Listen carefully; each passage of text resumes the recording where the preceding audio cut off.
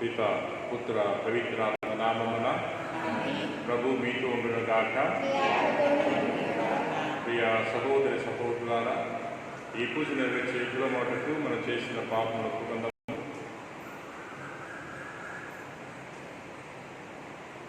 సర్వశక్తి గల సర్వేశ్వరుని చెత్తను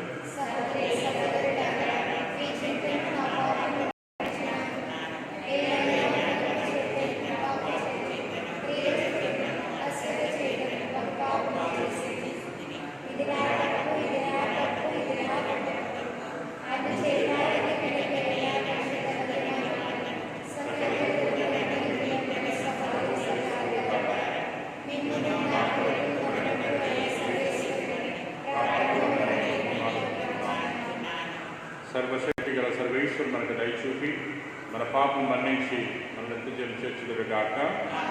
ప్రభు ఆ దయచూపము, క్రీస్తు ఆ దయచూపము, ప్రభు ఆ దయచూపము. ప్రార్థించుదము. ఓ ప్రభువా, నీ దాసులను కనికరించి వారి యందు అధికముగా దయచేయి.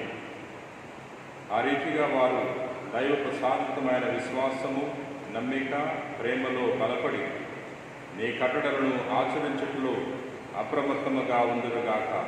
నీతోనూ పవిత్రాత్మతోనూ కలిసి యుగయుగములు జీవించి పరిపాలించు మా నాథుడైన క్రీస్తు ద్వారా మనవి చేయుచున్నాము.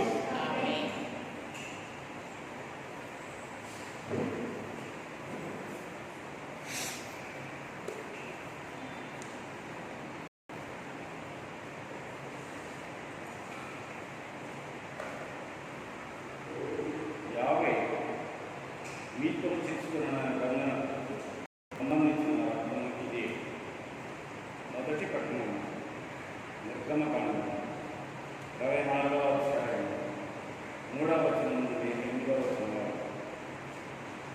మోషే ఇశ్రాయేలీయుల దగ్గరికి వెళ్ళి 50 చేసిన నియమాలను చెప్పిన విధులను వారికి వివరించారు. దానికి వారందరూ ఒక్క గొంతుతో 50 చెప్పిన నియమములన్నిటినీ మేము పాటించున్నామని పలికారు. మోషే 50 చేసిన నియమములన్నిటినీ లిఖించారు. మరునాడు చొప్పున కొండపాలు దగ్గర పూజాపీఠమును నిర్మించారు.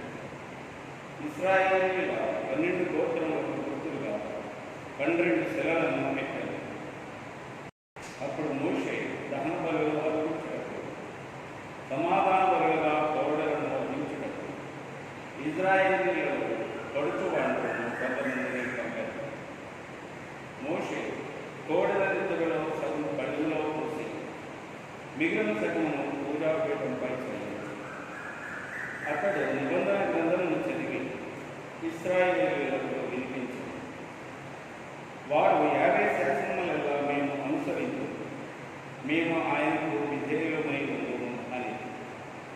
అప్పుడు మోషే పళ్ళెములలోని నిద్రలు ఇశ్రాయేలీయుల మీద ప్రోక్షించి, 50 మీకు ఈ నియమమును ప్రసాదించి మీతో చేసుకున్న నిబంధనకు సంబంధించిన రక్తం ఇదే అనండి. ఇది ప్రభువ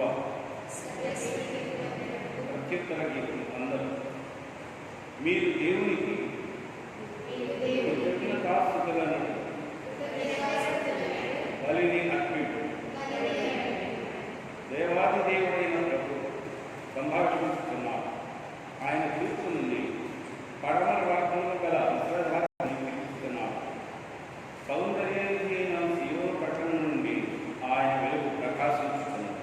అందరూ మీరు దేవునికి కృతజ్ఞతాస్తుతులను బలిని అర్పించు. బలి అర్పణపూర్వకంగా నాతో నిబంధనలు చేసుకున్న నా భక్త ప్రజలను ప్రోగు చేయి అని ఆయన ఆదేశిస్తున్నాడు.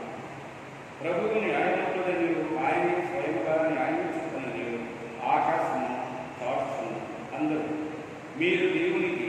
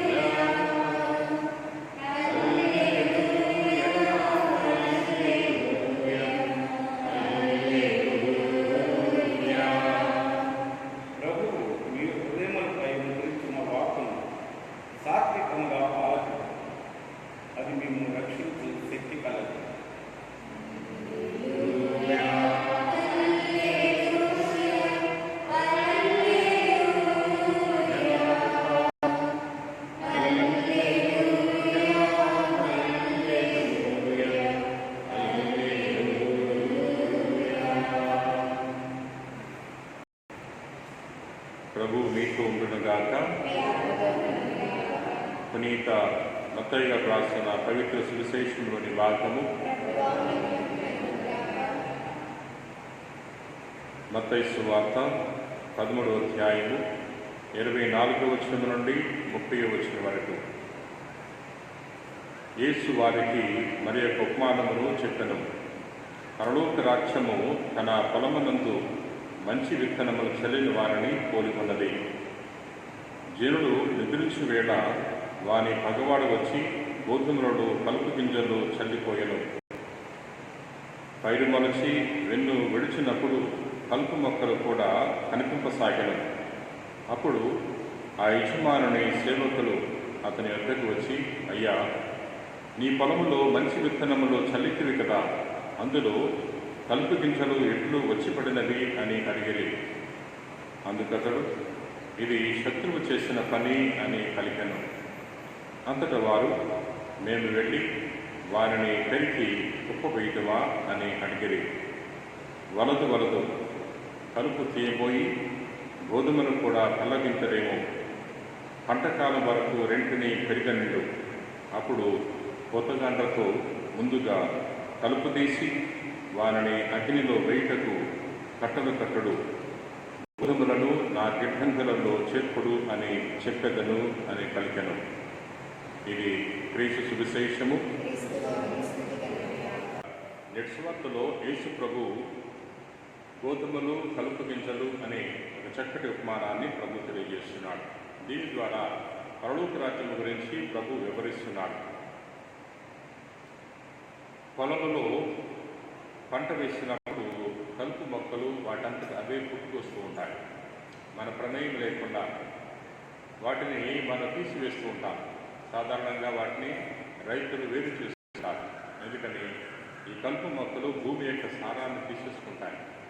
మన వేసిన పంట బాగా ఫలించాలంటే, అధిక మనకి ఇవ్వాలంటే కలుపు మొక్కల్ని తీసివేయాలి ప్రియ సహోదరి సహోదరులారా. కానీ నేటి ఉపమానంలో యేసు ప్రభు చెప్తున్నాడు, కలుపు మొక్కలు తీయవద్దు అంటున్నాడు. వలదు కోతకాలం వరకు వాటిని పెరగనిండు. కలుపు మొక్కలు తీయబోయి గోధుమలు పెరికి వేస్తారేమో, అందుచేత వాటిని కోతకాలం వరకు పెరగనిండు. పంటను సేకరించే సమయంలో వాటిని కట్టలు కట్టి అగ్నిలో పారవేద్దాం అని తెలియజేస్తున్నాడు. దేవుడు దయామయుడు, కరుణామయుడు, క్షమాగుణ సంపన్నుడు. అందుకని అది తెలియజేస్తున్నాడు. అప్పుడే శిక్షించవద్దు. ఈ కలుపు మొక్కలుగా జీవించే మానవుల్ని అప్పుడే శిక్షించవద్దు. వారు పాపం చేసిన వెంటనే శిక్షించవద్దు. సమయం ఇద్దాం. వారి పరివర్తన చెందడానికి, పశ్చాత్తాపడటానికి భగవంతుడు మనకు సమయాన్ని ఇస్తున్నాడు. పంట కాలము అనగా తీర్పు సమయము, లోకాంత్యము. ఆ సమయంలో ఈ కలుపు మొక్కలుగా ఈ లోకంలో జీవించే వారందరూ కూడా శిక్షింపబడతారు, అగ్నిలో త్రోసివేయబడతారు. ప్రియ సహోదరి సహోదరులారా, దేవుడు మనందరికీ ఈ యొక్క ఉపమానం ద్వారా గొప్ప సందేశాన్ని ఇస్తున్నాడు. ఈ కలుపు మొక్కలుగా జీవించేవారు మన సమాజంలో అనేక మంది ఉన్నారు. ఈ లోకములో మంచివారు ఉన్నారు, చెడ్డవారు ఉన్నారు. దేవుడు కలుపు మొక్కలు సృష్టించలేదు. ఈ భూలోకము అనే పొలములో దేవుడు మంచివారిని మాత్రమే సృష్టించాడు. ఈ కలుపు మొక్కలు ఎలా పుట్టుకొచ్చాయంటే అది సైతాను చేసిన పని. ఈ కలుపు మొక్కలుగా జీవించే వారికి దేవుడు మరి దయను చూపిస్తున్నాడు. వారు మారు మనసు పొంది కొత్త జీవితాన్ని ప్రారంభించాలని దేవుడు వారికి చక్కటి అవకాశం ఇస్తున్నాడు. ఎవరైతే అన్యాయాలకు, అక్రమాలకు పాల్పడుతుంటారో అటువంటి వారు కలుపు మొక్కలు లాంటి వారే. ఇతరులను ఇబ్బంది పెడతారు, మోసం చేస్తూ ఉంటారు. అటువంటి వారందరూ కూడా కలుపు మొక్కలు లాంటి వారే. ప్రియ సహోదరి సహోదరులారా, మరి రోజు ఈ యొక్క ఉపమానాన్ని ధ్యానం చేసుకున్న తరుణంలో ఒకసారి మనం పరిశీలించుకుందాం. మనము గోధుమ మొక్కలాగా జీవిస్తున్నామా లేక కలుపు మొక్కలాగా జీవిస్తున్నామా? ఒకవేళ కలుపు మొక్కలాగా మన సమాజంలో, మన సంఘములో, మన గృహంలో జీవిస్తూ ఉంటే మనము హృదయ పరివర్తన చెంది గోధుమ మొక్కగా జీవించడానికి ప్రయత్నం చేద్దాం. పిత, పుత్ర, పవిత్రాత్మ నామమున.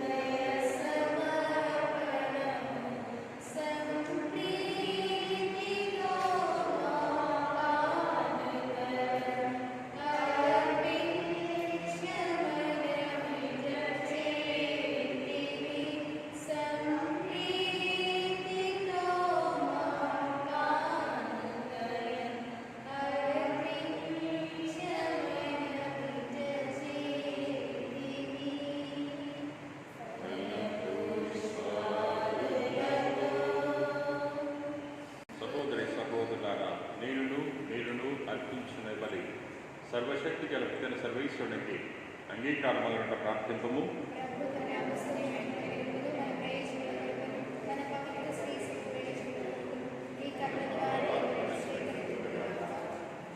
ఓ సర్వేశ్వర, ఈ పరిపూర్ణమైన ఏకైక బలి అర్పణమునందు ధర్మశాస్త్రం విధించిన అన్ని విధములైన అర్పణములను పూర్తి చేస్తువి. నీ విశ్వాసపాత్రులైన సేవకులు సమర్పించి బలని అంగీకరించమని ప్రతిమాలుకుంటున్నాము. ఆబేలు కానుకలను దీవించిన విధముగా ఈ బలిని పవిత్రమనర్చము. తత్ఫలితంగా ఒక్కొక్కరు భక్తితో నీ వైభవమునకు అర్పించినవి సర్వ ప్రజల రక్షణ మనకు ఉపకరించునుగాక. మా ప్రభు అయిన క్రీస్తు ద్వారా ఈ మనవి చేయుచున్నాము. ప్రభు మీకు ఉండునుగాక. మీ మనస్సులను ఉన్నతను త్రిప్పండి. మన దేవుడైన ప్రభువునకు కృతజ్ఞత తెలుపుదము.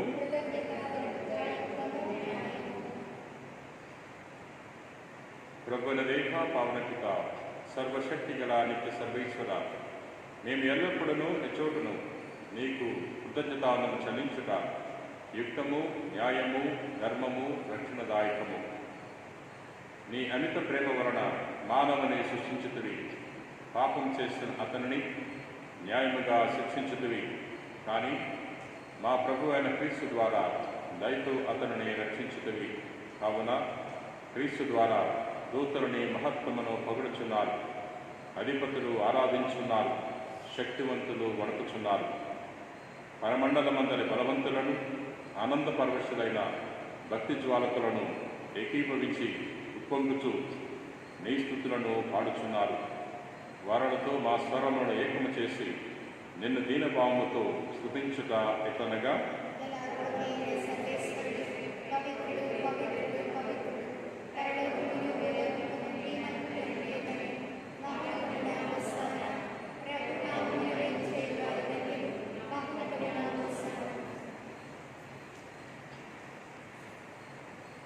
ఓ ప్రభువా, నీవు నిక్కముగా పవిత్రుడవు.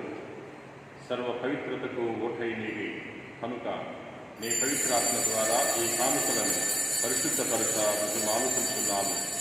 ఈ విధమున ఈ మా కొరకు మా ప్రభు అయిన యేసుక్రీస్తు శరీర రక్తములు అదనుగాక. అతడు శిలువ శ్రమలకు తనను తాను ఇష్టపూర్తిగా అప్పగించుకున్నప్పుడు అపమ కృతజ్ఞతానం చెప్పి గురించి శిష్యులకిచ్చుచూ ఇట్లనను, మీరందరూ నేను తీసుకుని భుజింపము. ఎలయనా ఇది మీ కొరకు అప్పగింపబడనున్న నా శరీరము.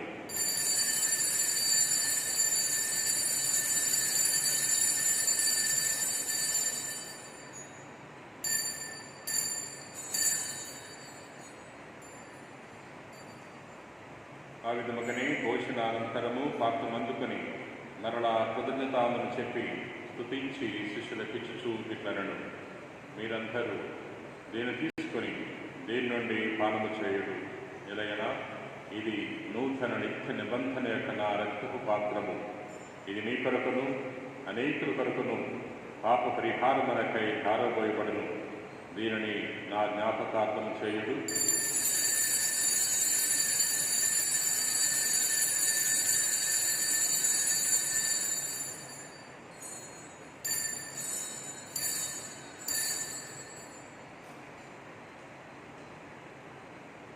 ఇది విశ్వాస రహస్యము.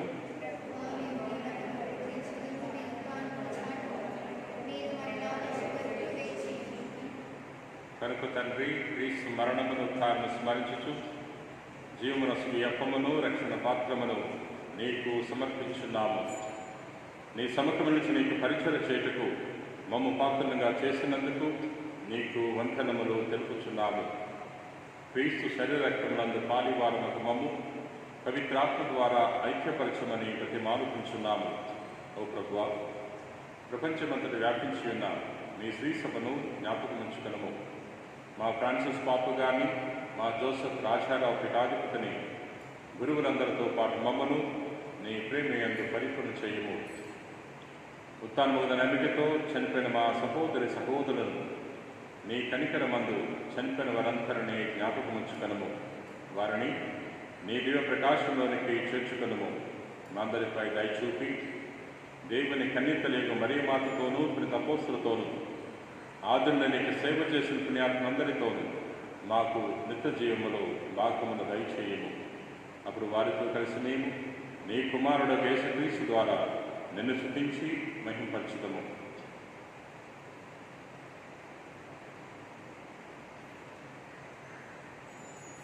క్రీస్తు ద్వారా, క్రీస్తుతో, క్రీస్తునందు సర్వశక్తి గల ప్రతిన సర్వేశ్వర పవిత్రాత్మతో ఏకమైన నీకు యుగైకములు గౌరవ మహిమలు కలుగును గాక.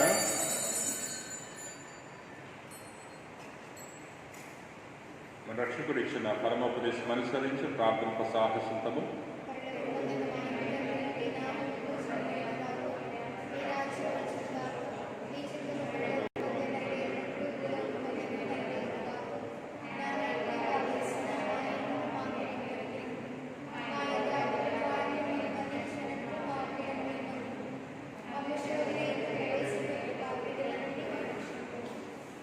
ప్రభువ, అన్ని కీడులను మమ్మ రక్షింపము.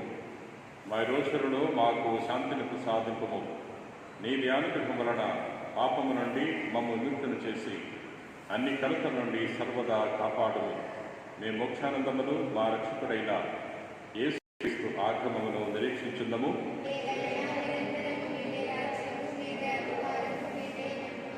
శాంతిని మీకు అనుగ్రహించున్నాను, నా శాంతిని మీకు ఇచ్చుచున్నాను అని నీ అపోస్తులతో వచించిన ప్రభుని యేసువా, మా పాపం లెక్కింపక నీ విశ్వాసము రక్షింపము. నీ చిత్త ప్రకారం నీ సభకు శాంతిని, ఐక్యమును అనుగ్రహింపము. యుగయుగములు జీవించుచు పరిపాలించు ప్రభువా, ప్రభుని శాంతి ఎల్లప్పుడూ మీకు ఉండను గాక. ఒకరికొకరు సమాధానం తెలుపుకున్నాము.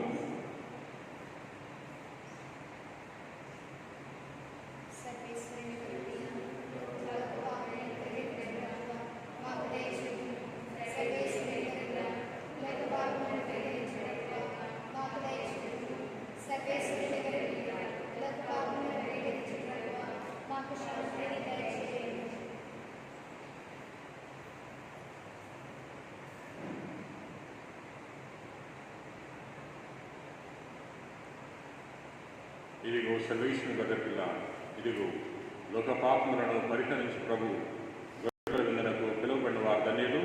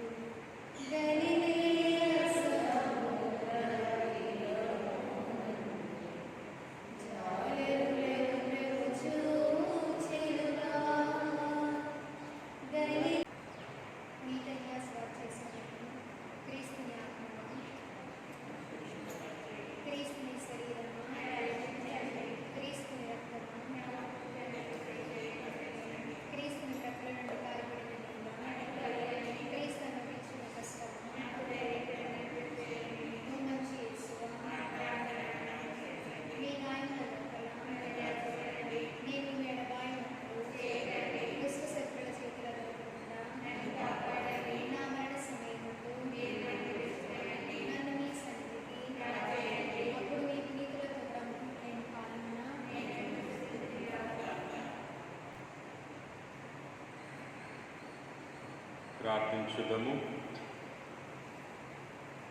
ఓ ప్రభువా, కనికరించి నీ ప్రజలకు అతి సమీపమున ఉండుమని నిన్ను బ్రతిమాలుకొనుచున్నాము.